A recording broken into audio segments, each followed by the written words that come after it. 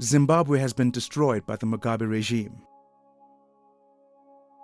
And if a journalist mentions any of this, they are beaten and driven into exile, which is exactly what happened to our client, a newspaper called the Zimbabwean. They will get arrested and get bashed by the police. But intimidating the Zimbabwean was not enough for the Mugabe regime. They declared the paper a luxury and put a tax on it in foreign currency that makes it unaffordable for the average, impoverished Zimbabwean. This is a dictatorship that stays in power by printing money and crushing freedom of speech. To get the paper into Zimbabwean hands, it needs to be subsidized, and our client can only do that by raising awareness and driving sales outside Zimbabwe.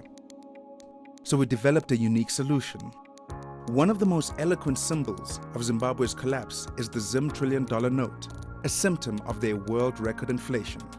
This banknote and the dizzying escalation of notes that preceded it cannot buy anything, not even a loaf of bread, and certainly not any advertising. But it can become the advertising. We took this useless currency, cheaper than paper, and printed our messages all over it. The money became the media. In rush hour traffic, millions and billions were given out, one note at a time, at Johannesburg's busiest intersections. We handed out money at shopping malls, universities, and street corners. We even sent bundles of cash to captains of industry, politicians, and media personalities. $100 trillion. Look at this, my buddy, just tell us if this is real. Wherever the Zimbabwean was sold, we put up posters made of real money. At every public place we could, we had a poster with notes that people could detach to keep the web address and show their friends. We took thousands of banknotes and made murals on city streets with trillion-dollar wallpaper.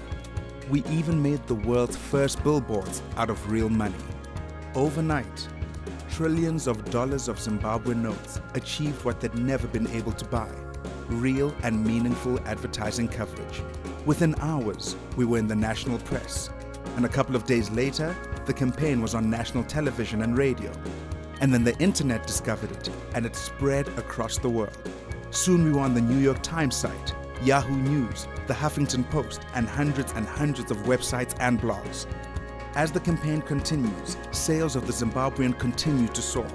In the week of the rollout alone, the website logged over 2 million hits. More copies of the Zimbabwean than ever are crossing the border into Zimbabwe. We use Mugabe's own creation against him.